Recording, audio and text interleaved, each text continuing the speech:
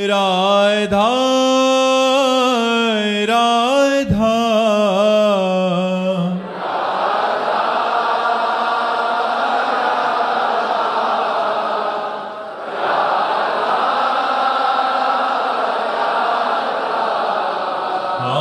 राधा राधा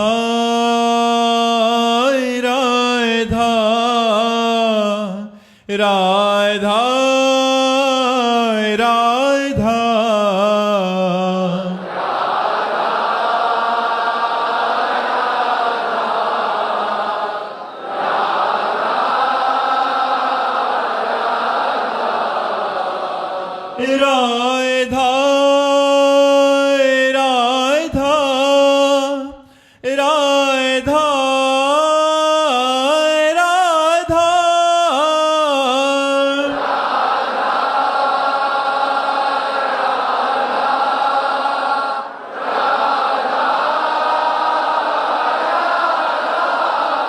हाय राधा राधा राधा राधा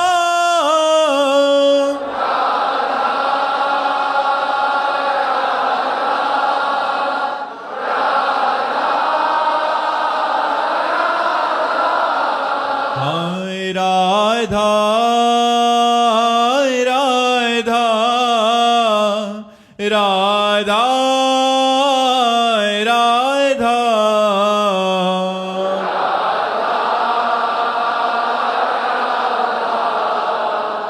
राधा राधा श्री राधा वल्लभ लाल की, समस्त संत हरि भक्तन की, श्री वृंदावन धाम की, सद्गुरुदेव भगवान की। अंजना मल्होत्रा जी। राधे राधे महाराज जी। महाराज जी, मैं जब रामायण पढ़ती हूँ तो राम जी के प्रति श्रद्धा हो जाती है, जब शिव पुराण पढ़ती हूँ तो शिव जी के प्रति। जब लड़की का ब्याह नहीं होता है तो जो फोटो देखती है उसको सब अच्छा लगता है लेकिन जब ब्याह हो जाता है और फिर सब फोटो उसको देखने की इच्छा भी नहीं होती यदि वो पतिव्रता होती। उत्तम के बस अस मन माही, सपने हुआन पुरुष जग नाही। अभी संबंध नहीं भगवान से हुआ इसलिए ऐसा है। जिस दिन गुरु के द्वारा संबंध करा दिया जाता है तो देखो गोस्वामी तुलसीदास जी करे, बने तो रघुवर ते बने और बिगड़े तो भरपूर, तुलसी औरंते बने ताबलिबे पे धूल। इष्ट प्रेम जागृत हो जाता है, हमारे यहाँ कहा जाता है, हमारे हरिवंश महाप्रभु ने कहा, रसना कटो जो अन रटो, निरख अन फुटो नैन, श्रवण फुटो जो अन सुनो श्री राधा जस बैन। मेरी आंख फूट जाए जो किशोरी जी के सिवा और कुछ देखूं, मेरी जबान कट जाए यदि राधा के सिवा कुछ बोलूं, मेरे कान फूट जाए जो प्रिया प्रीतम के यश के सिवा और कुछ सुनो। ये स्थिति आती है। फिर वो जैसे मीरा जी कह रहे, मेरे तो गिरधर गोपाल दूसरो न कोई, जाके सिर मोर मुकुट मेरो पति सोई। महाराज जी, संसार में अधिकतर भक्तों की ऐसी स्थिति है कि मतलब शनि ग्रह पड़ा है तो शनि जी के पास, भूत प्रेत आ रहे तो हनुमान जी के पास। प्रेम थोड़ी है, प्रेम भक्ति का परिणाम प्रेम है। प्रेम ऐसा, प्रेम तो एक अनन्य होता है, प्रेम अनन्य होता है। ज्ञानी उद्धव जी उपदेश कर रहे हैं गोपियों को, थोड़ी देर सुनने के बाद कहा, उद्धव मन न भय 10-20, एक हो तो सो गयो श्याम पे। अब को आराधे इसे काहे को उपदेश कर रहे, यहाँ सब बेकार है, नाहिन रहे हो हेमा ठौर। अब हृदय में जगत नहीं रह गई, नंद नंदन विराज वाले अब जगह नहीं रह गई। इतनी अनन्यता आ जाती है कि एक ब्रज लीला के प्रसंग है, समस्त गोपियों के साथ श्री जी के साथ लालजू है। अब श्री जी से प्रेममयी कुछ बात करनी थी तो आंखों ही आंखों में इशारा हुआ प्रिया प्रीतम का, लालजू का और किशोरी जू का। और लालजू अंतर ध्यान हो गए। ये ब्रज लीला के अंतर्गत की बात, निकुंज लीला की बात नहीं है। और जिस कुंज में श्री जी ने इशारा किया था उसी कुंज में पहुंच गए लालजू अंतर ध्यान होकर। अब गोपियां भी ढूंढती हुई संयोग वसात उसी कुंज में पहुंच गई। तो लालजू ने देखा कि हमें तो एकांतिक वार्ता करनी थी श्री जी से, और गोपियां आ गई, तो उन्होंने 2 भुजाएं और बढ़ा ली, चतुर्भुज हो गए। गोपियां नजदीक गई, प्रणाम किया, कहा हे नारायण, हे हरि, आप हम पर कृपा करो और हमारे दुभुज मुरली मनोहर श्री कृष्ण में प्रेम बढ़े और मैं उनसे शीघ्र मिल पाऊं। और प्रणाम करके चल दिए, कोई वहां खड़ी नहीं रही। केवल 2 भुजा बढ़ा लिए तो रति ही नहीं रही, प्रणाम करके आशीर्वाद वगैरह चल दिए। ये बात आ जाती है जब अनन्यता आती है, प्रियता आती है, तो ये बात आ जाती है कि वही प्रभु केवल 2 भुजा बढ़ा लिए तो उनको प्रणाम करके आशीष मांग रही कि दुभुज मुरली मनोहर श्री कृष्ण में हमारी प्रीति हो। ऐसा कहते भगवान मुस्कुराए। प्रीति का स्वरूप गोस्वामी तुलसीदास जी वृंदावन आए तो जहां मंदिर के पट खुलते वहां ललित त्रिभंगी लालजू, बगल में प्रियाजू।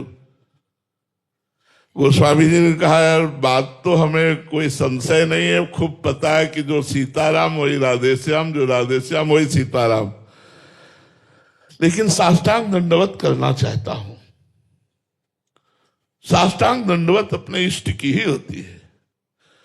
तो देखो प्रभु, मुझे पता है कि आप ही हो, लेकिन तुलसी तभी दंडवत होगा जब ये मुरली की जगह सारंग धनुष हो और प्रिया की जगह सियाजू हो।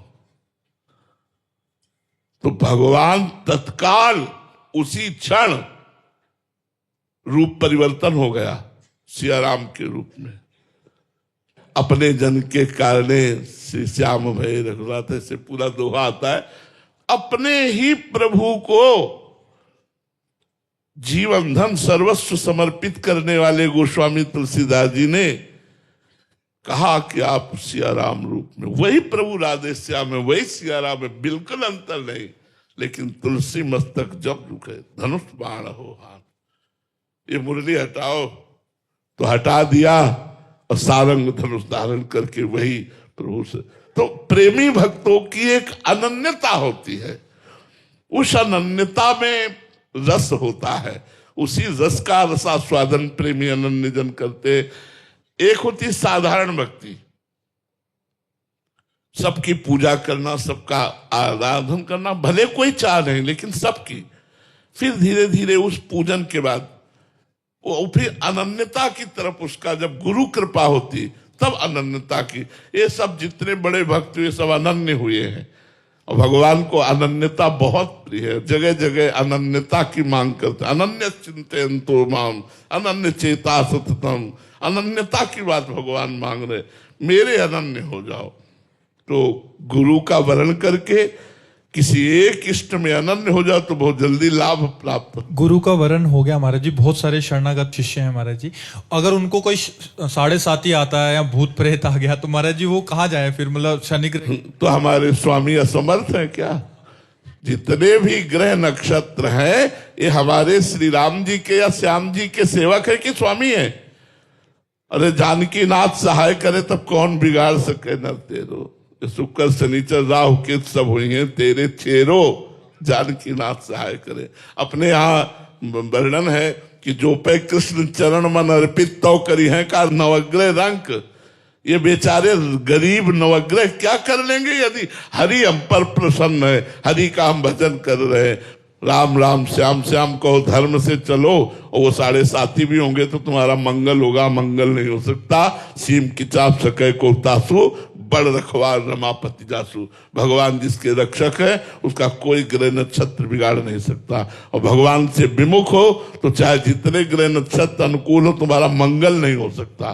भोग तुम्हें मिल जाएंगे लेकिन तुम दुर्गति को प्राप्त होगे। इसलिए हमें लगता है कि निषेध किसी का नहीं है, सब भगवान के ही स्वरूप है। जहां लगो अनन्य होके लगो। तो अब देखो माँ काली पर पूर्ण भाव समर्पित कर दिया रामकृष्ण परमहंस जी ने, तो काली में ही कृष्ण का दर्शन कर रहे हैं, काली में ही राम का दर्शन कर रहे हैं। काली जहां हो वहां एक अनन्य हो जाओ, उनसे प्यार करो, उनकी सेवा करो, उनको चित्त दे दो, तो बात बन जाए। अब आज यहाँ कल वहां परसों वहां, तो फिर वो एक दुकानदारी सी हुई, प्रेम तो हुआ नहीं, भक्ति का स्वरूप तो आया नहीं। ये तो भक्ति का स्वरूप नहीं। गोस्वामी तुलसीदास जी ने विनय पत्रिका में सबकी वंदना की है और सबसे क्या मांगा है? सिया राम जी के चरणों का प्रेम मांगा है। सबकी वंदना करो, सबको नमस्कार करो, लेकिन अपने इष्ट से प्रेम करो, अपने इष्ट का प्रेम मांगो। जैसे पतिव्रता पत्नी सास ससुर देवर नंद सबकी सेवा करती है, लेकिन उसका उद्देश्य होता है मेरे पति प्रसन्न हो। ऐसे हम चराचर जगत की सेवा करें और प्रसन्नता अपने इष्ट की माने और सब में अपने इष्ट भाव को देखें, तो मंगल हो जाएगा। अनासक्ति जी कश्मीर से। राधे राधे महाराज जी। महाराज जी आपके चरणों में कोटि कोटि प्रणाम। महाराज जी मन बार बार आपकी कही बात याद दिलाता है कि कबीरा हंसना छोड़ दे, रोने से कर प्रीति। महाराज जी ऐसे में भगवान के लिए वो तड़पन रोना कैसे आए कि बस अब भगवान के बिना जिया नहीं जाए? श्री भगवान का नाम, श्री भगवान की पवित्र लीला कथा, श्री भगवान के परम प्रेमी संतजन, अगर इन तीन का सेवन हो तो बहुत जल्दी मन निर्मल हो जाएगा। मलिन मन में व्याकुलता होती है विषय भोगों की प्राप्ति की, और निर्मल मन में व्याकुलता होता है भगवत प्राप्ति की। इसलिए सबसे पहले हमें आवश्यक है मन को निर्मल करना, संकल्प विकल्प रहित करना, चित्त का संसार के चिंतन से रहित करना, बुद्धि का भोगों में सुख है ऐसे निश्चय से रहित करना, अहंकार का मैं देह हूं इस भाव से रहित करना। ये सब कठिन बातें हैं, लेकिन ये सहज हो जाएंगी यदि हमें संत समागम मिलता रहे, भगवत प्रेमी आत्मबोध संपन्न महापुरुषों का संग हमारे मन की कलुषता को, मन की मलिनता को नष्ट कर देता है। और नाम जप निरंतर, तो संसार का चिंतन नहीं हो पाता। भगवत लीला कथा भगवान में अनुराग प्रकट करती है। तो ये तीन साधन यदि हमारे जीवन में आ जाए, संत संग, नाम जप और भगवत लीला कथा कथन और श्रवण, तो हमारा मन भगवान के लिए व्याकुल होने लगे। ऐसी व्याकुलता, ऐसी असहनशीलता जिसमें हमें रुदन प्रारंभ हो जाए, रोना आ जाए, ऐसा रोना जो कुछ अच्छा ना लगे, कोई अपना ना लगे, मुझे अभी प्रभु चाहिए। जैसे किसी को जल में ले जाए और उसको दबावे, थोड़ी देर दबाए रखे, तो 1 मिनट तक तो भले कोई अभ्यासी रुक सकता है, फिर इसके बाद वो श्वास लेने के लिए ऐसा व्याकुल होगा, अब लगेगा प्राण निकल जाएंगे यदि श्वास नहीं लिया। जब ऐसी व्याकुलता पैदा हो जाए कि हरि नहीं मिले तो प्राण निकल जाएंगे, तो समझ लो भगवान बिल्कुल मिलने वाले हैं। जब रुदु सुश्रम राजन कृष्ण दर्शन लालसा, समस्त गोपीजन एक साथ मिलकर उच्च स्वर से भगवत दर्शन की लालसा के लिए रुदन प्रारंभ कर दिया, तो तासाम आविर्भूत छौरी स्मय मान मुखाम्बुजा पीतांबर धराश्रग्वी साक्षान मनमथ मनमथा। सबके मन को मथने वाले काम और कामदेव के भी मन को मथ डालने वाला ऐसा सुंदर श्याम सुंदर स्वरूप भगवान उन्हीं गोपियों के बीच में प्रकट हो गए। जब प्रभु देखते हैं कि ये मेरे मिलन के लिए व्याकुल है, तो त्रिगुण का पर्दा हटा करके वो सामने हो जाते हैं। और जब सामने हो जाते हैं तो भगवान सर्वत्र दिखने लगते हैं। कोई कण ऐसा नहीं, कोई व्यक्ति ऐसा नहीं, जड़ चैतन्य कछु नहीं दिखत, जित दिखत तित श्याम खड़े। फिर उसे अदर्शन कभी नहीं होता। एक बार जिससे भगवत साक्षात्कार हो गया तो उसके नेत्रों में भगवान बस जाते हैं। जड़ चैतन्य कछु नहीं दिखत, जहां दिखत तहां श्याम खड़े। जिधर देख रहा है उधर श्याम सुंदर। ये स्थिति तभी आती भैया जब भोगों में सुख बुद्धि है, ये बात हट जाए। बहुत समझाने पर भी ये बात हटती नहीं है। भोगेश्वरी प्रसक्ता नाम तयापहृत चेतसाम व्यवसायत्मिका बुद्धि समाधौ न विधीयते। जिसकी भोग और ऐश्वर्य में बुद्धि अपहृत हो गई है, चित्त अपहृत हो गया है, अर्थात जिसको ऐसा लगता है भोग लूं तो सुखी हो जाऊंगा, और जो भोग प्रिय लगते हैं उनके संग्रह में लगा हुआ है, वह कभी परमात्मा प्राप्ति का निश्चय ही नहीं कर सकती बुद्धि। भोगेश्वरी प्रसक्ता नाम तयापहृत चेतसाम व्यवसायत्मिका बुद्धि समाधो न विधीयते। वो परमात्मा प्राप्ति का लक्ष्य ही नहीं कर पाएगी।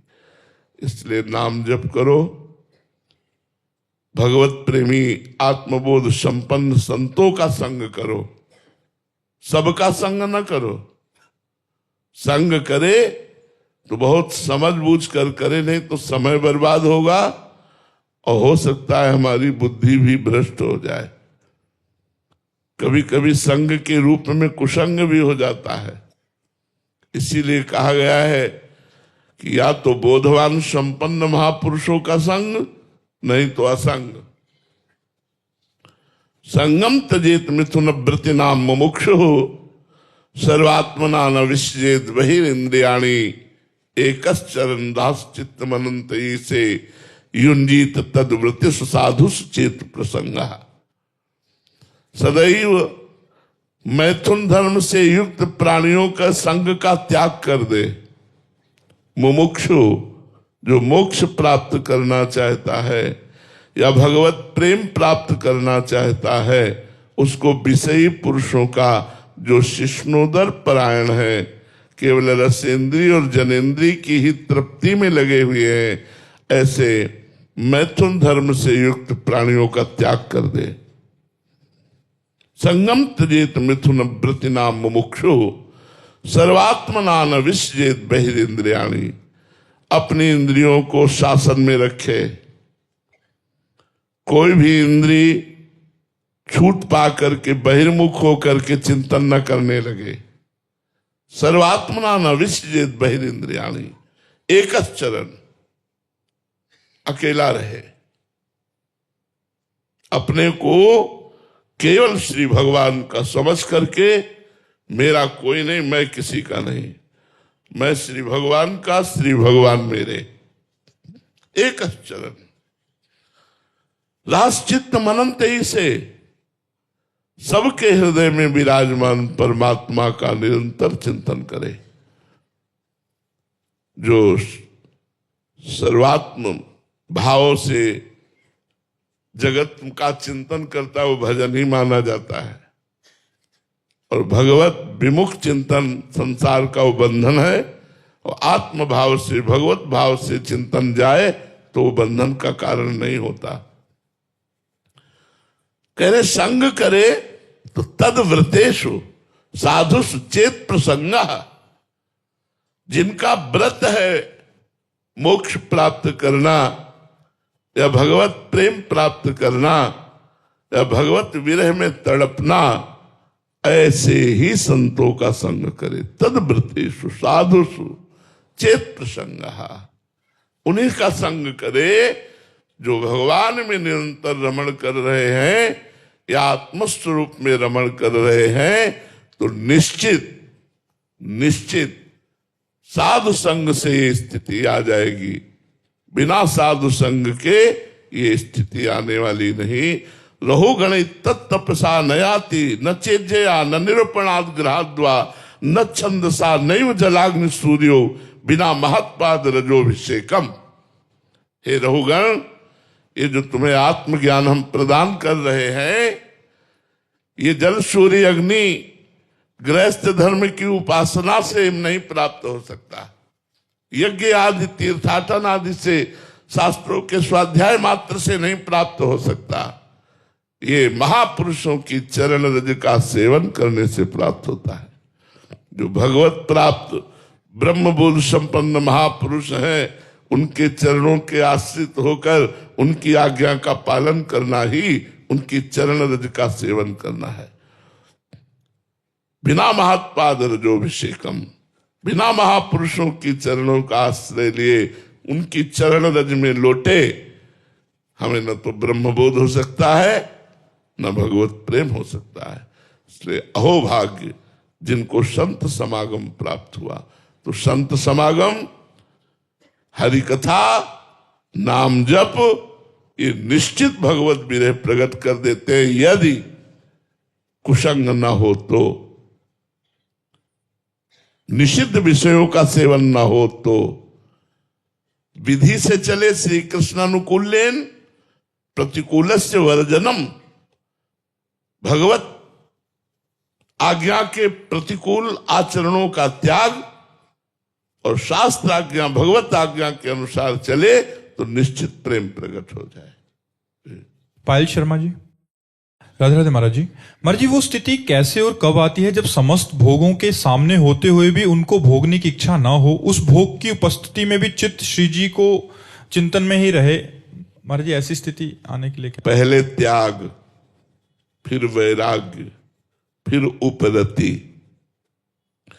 त्यागात् शांति अनंतरम, शांति तो त्याग से ही प्रारंभ हो जाती है। त्याग का तात्पर्य है कि भोगने की इच्छा है पर भोगूंगा नहीं, क्योंकि हमें परमार्थ में चलना है, हमें भगवत प्राप्ति करनी है। उसमें तन से हम भोगों को छोड़ देते हैं, पर मन में भोगों के प्रति सुख बुद्धि रहती है। जब हमारा भजन बढ़ता है, ये भजन से ही होगा, बातों से वैराग्य नहीं होता। वैराग्य की बातों से हम ज्ञानी कहला सकते हैं, वैरागी कहला सकते हैं, लेकिन भोगों की सन्निधि होते ही हम भ्रष्ट हो जाएंगे, विचलित हो जाएंगे। ये परमात्मा चिंतन से ही ऐसी स्थिति प्राप्त होती है। वैराग्य कहते हैं भोगों के संग में, भोगों की उपस्थिति में भी मन का निश्चल रहना। जित संग दोषा, किसी भी प्रकार का विषय हमें अपनी तरफ ललचाल न पावे, भोगने की हमारे अंदर रुचि न पैदा हो। ये तभी हो सकता है जब भगवान का निरंतर चिंतन होगा। चाहे सन्यास हो, चाहे वैष्णव मार्ग हो, दोनों का लक्ष्य संसार का चिंतन छोड़कर आत्मस्वरूप भगवान का चिंतन है। भक्ति में दासत्व भाव से भगवान के चिंतन के द्वारा संपूर्ण संसार के चिंतन का त्याग कर दिया जाता है।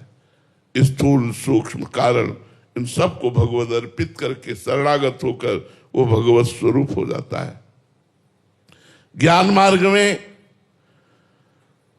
आत्मस्वरूप जो मेरा मैं है, जिस मैं में कुछ लगा होता है वो मलिन होता है, और शुद्ध मैं ये ब्रह्म स्वरूप है। अहम ब्रह्मास्मि। आत्मस्वरूप शुद्धमय को प्राप्त करने के लिए उपासक ज्ञानी सद्गुरुदेव की शरण में होकर शास्त्रों का स्वाध्याय करते हुए जब चिंतन मनन के द्वारा बुद्धि में विवेक प्रकट होता है तो विवेक लोक परलोक के समस्त भोगों से वैराग्य दिला देता है। जब विवेक प्रकट होता है तो इंद्रियों का दमन करके, मन का निग्रह करके, तितिक्षा, सहनशील, चाहे जैसी परिस्थिति हो, सर्दी गर्मी बरसात, मान अपमान निंदा स्तुति, सब में समान भाव रहना, ये तितिक्षु का लक्षण है। वो तितिक्षावान, वो श्रद्धावान, जिसके चित्त का समाधान हो गया है, वो मुमुक्षु अपने तीनों शरीरों का ज्ञान के द्वारा राग त्याग करके तत्त्वम असि इसमें स्थित हो जाता है। तत्त्वम असि, जिसकी खोज कर रहे हो, जिसको इष्ट माना है, वही तुम हो। ज्ञानी अपने स्वरूप में स्थित होकर मुक्त हो जाता है। भक्त दासत्व भाव रख करके भगवान के प्रेम में छककर भगवान के नित्य धाम में जाकर उनकी सेवा में लगता है। दोनों को शरीर राग त्यागना होता है। शरीर राग त्यागने का मतलब है शरीर राग, शरीर भोग संबंधी राग, शरीर भोग संबंधी रिश्ते नाते का राग, ये त्याग करना होता है। जहां ये शरीराभिमान गलित हुआ तो भोगों के सन्निधि में भी भोगने की इच्छा नहीं होगी।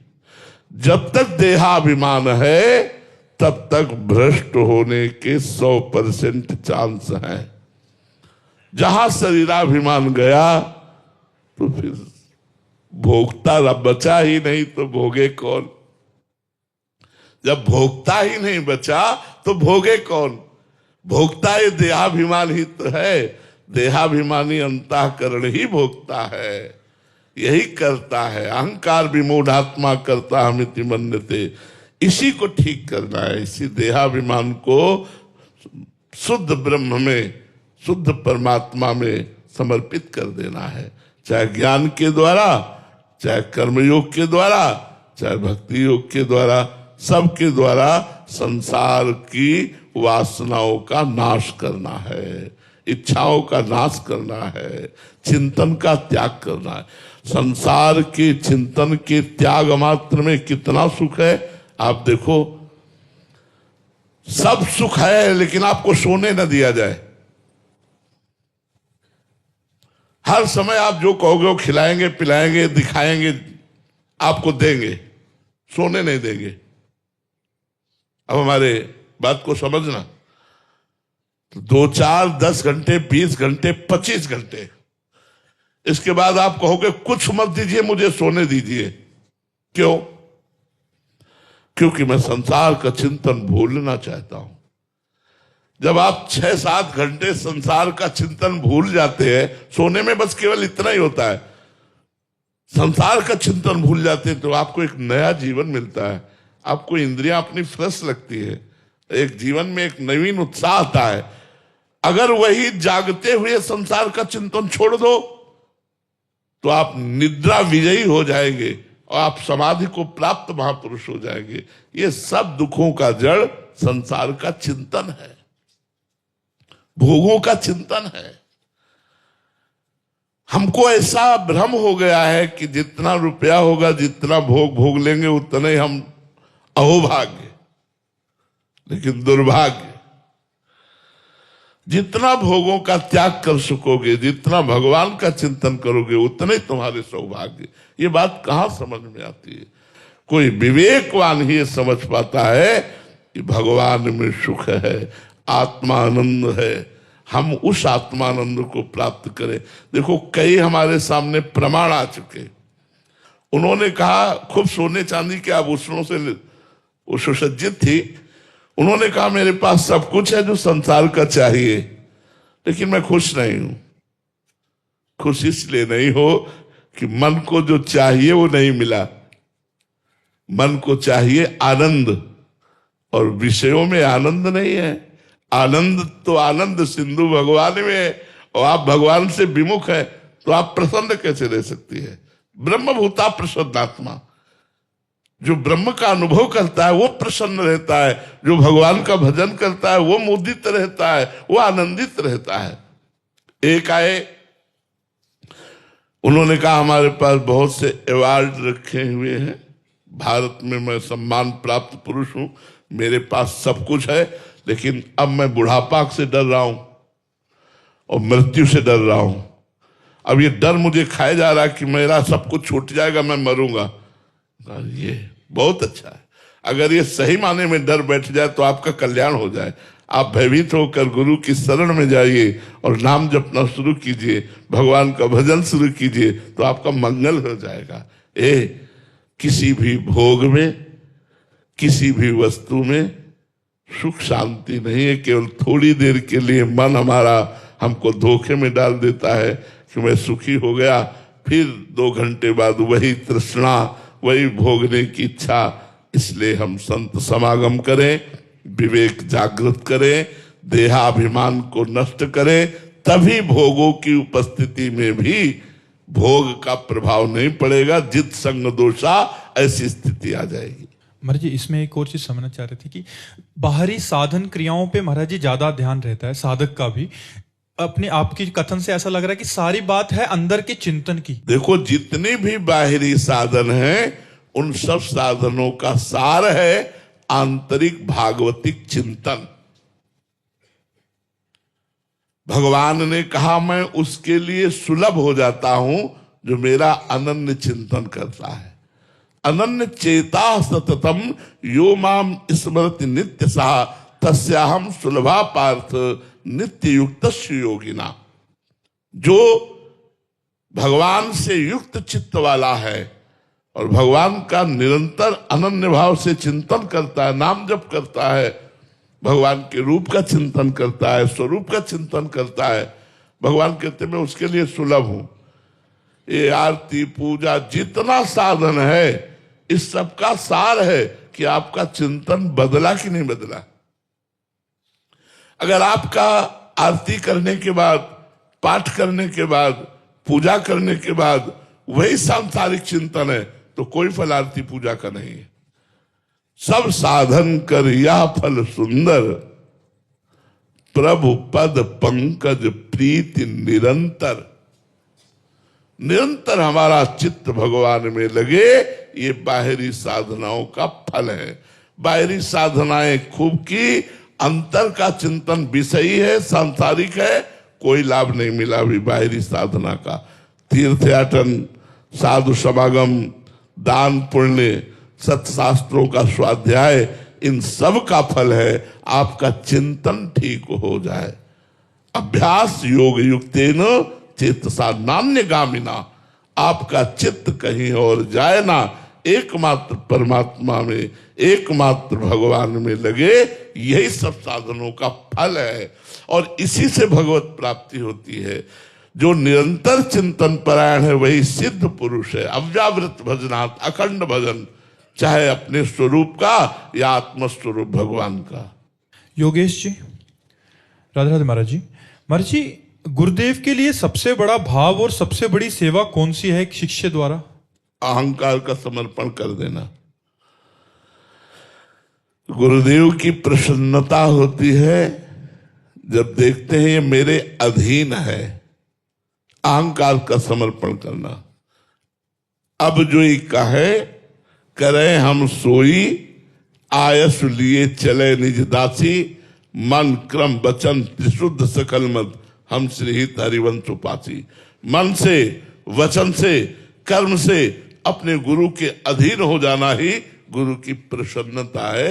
ये रबड़ी, रसगुल्ला, बाहरी सेव संतरा, रुपया पैसा, कपड़ा लत्ता, इसको तो गुरु तुम्हारी प्रसन्नता के लिए स्वीकार करते हैं। गुरु की इच्छा का विषय नहीं है, गुरु की प्रसन्नता का विषय नहीं।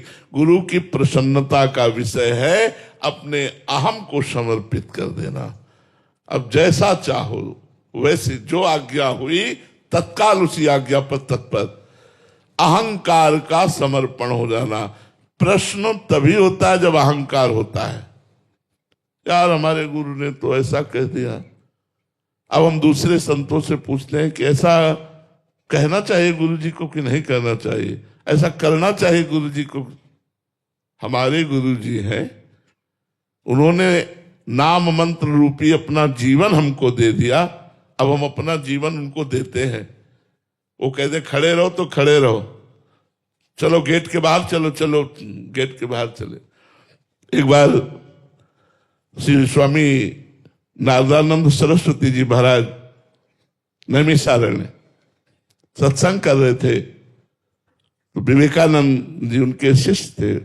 विवेकानंद वो स्वामी जी के सामने बढ़िया कपड़ा पहन करके आए, तो देखा स्वामी जी ने कहा जाओ गौशाला से गोबर टोकरी में भर के लाओ, और एक शिष्य को कहा जितना गोबर गीला कर दो जाके, यहां खड़े हो सत्संग, यहां खड़े हो। अब वो गोबर और टप टप गोबर सब कपड़ों में वैसे ही, चेहरे में कोई सिकन नहीं, कोई परेशानी नहीं, सभा में गोबर लिए खड़े। गुरु अहंकार को रौंदता है, गुरु देहाभिमान को रौंदता है, अहंकार को रौंदते हैं, देहाभिमान को, देह भाव को रौंदते हैं। अब ये बात शिष्य जो समर्पित नहीं है वो समझ नहीं पाता, और गुरु द्रोह कर बैठता है, गुरु आज्ञा का उल्लंघन कर बैठता है, और वो फिर मंत्र तो मिल ही गया, अब क्या गुरु जी से मतलब, चल देता है, वो कभी सिद्ध नहीं हो सकता। गुरु सेवा तज करे जुबान, यह अधर्म यह सबहान कान नरस कर्म। जिसने गुरु की आज्ञा का उल्लंघन कर दिया तो चाहे जितनी बड़ी से वो साधना करे वो कभी सिद्ध नहीं हो सकता, क्योंकि सिद्धि तो गुरु कृपा से प्राप्त होती है। ध्यान मूलम गुरु मूर्ति, पूजा मूलम गुरु पदम, मंत्र मूलम गुरु वाक्यम, मोक्ष मूलम गुरु कृपा। मोक्ष का मूल क्या है? बोले गुरु का प्रसन्न हो जाना। तो गुरु कब प्रसन्न होते हैं? जब अहंकार रहित होते हैं। एक बार समर्थ गुरु श्री स्वामी रामदास जी महाराज जी की सेवा में जो शिष्य रहते थे, एक शिष्य से बहुत प्रेम करते थे, तो और शिष्यों को ईर्ष्या हुई, तो स्वामी जी के पास जाके निवेदन किया कि आप एक को ही बुलाते हो, एक का ही नाम लेते हो, एक से ही आदेश करते हो, हम लोग भी तो है महाराज जी, कभी हमको भी अवसर दीजिए। ऐसा प्रेम क्यों करते हो उनसे और हमसे भेद करके? हम भी तो आपके शिष्य है। तो समर्थ ही होते हैं, कुछ नहीं बोले, बोले जाओ सबको बुलाएंगे, किसी दिन सेवा होगी बुलाएंगे, जाओ। दूसरे दिन बुलाया, बोले सबको बुलाओ, सब आए। जांग में पट्टी बंधी हुई थी, कहा बेटा बहुत बड़ा फोड़ा रात्रि भर में हो गया, बहुत पीला दे रहा है, और हमने देखा है पट्टी खोल के उसमें मवाद भी बन गया है। बोले गुरुजी अभी शिवाजी के पास जाते हैं और उनसे राजवैद्य लेके आते हैं, वो ठीक करेंगे। उन्होंने नहीं, इसकी दवा हम जानते हैं। कोई शिष्य यहां उसका मुंह है, मुंह लगा के यदि सब मवाद पी ले, हो सकता है वो शिष्य मर जाए क्योंकि मवाद है, पर हम ठीक हो जाएंगे। आप में से कौन पिएगा? आप लोग चुप हो गए, आप लोग तो अब चुप हो गए सब कि मर जाएंगे, मवाद पीना। बहुत से तो पीछे खसक लिए, कुछ हाथ जोड़े खड़े रहे, पर हाँ नहीं कहा। और वो सेवा में लगे हुए थे जिनके विरोध में सब शिष्य शिकायत की थी, आवाज लगाई, बेटा। हाँ गुरुदेव, सेवा में थे, छोड़ के आगे। जी, ये मवाद बन गया है फोड़े में, अगर इसको तुम पी लोगे तो हो सकता है तुम मर जाओ, लेकिन हम ठीक हो जाएंगे। बोले गुरुजी तुरंत बताओ कहां से पीना है? बोले यहां से पीना है। मुंह लगाया, पूरा पी गए। बोले गुरुजी रोज ऐसा पीने को मिले तो बहुत आनंद आया, इतना मीठा था, इतना स्वादिष्ट था। तब उन समर्थ गुरु ने पट्टी खोली और दिखाया तो कलमी आम बांधे हुए थे। परीक्षा के लिए कलमी आम बांध लिया था, तो सब शिष्यों से कहा, देखा, इसलिए इसको प्रेम करता हूं, जो अपने प्राणों को समर्पित करके देह भाव का त्याग करके गुरु की शरण में है कि गुरु जी ठीक हो जाए, हमारे प्राण निकल जाए, कोई बात नहीं, गुरु जी को दर्द ना हो। ये समर्पण गुरु प्रसन्नता का हेतु होता है। गुरु को प्रसन्न वही कर सकता है, सच्चे गुरु को, जो अहंकार रहित है, दैन्य है, मन वचन कर्म से गुरु को समर्पित है, तन मन प्राण गुरु पर बलिहार। ऐसे शिष्य बहुत कम होते हैं, ऐसे शिष्य ही जगत गुरु हुआ करते हैं। जो अपने गुरुदेव के ऐसे शिष्य होते हैं वही जगत का कल्याण करने वाले गुरुदेव बनते हैं जाकर। जो शिष्य नहीं बना वो गुरुदेव क्या बन सकता है?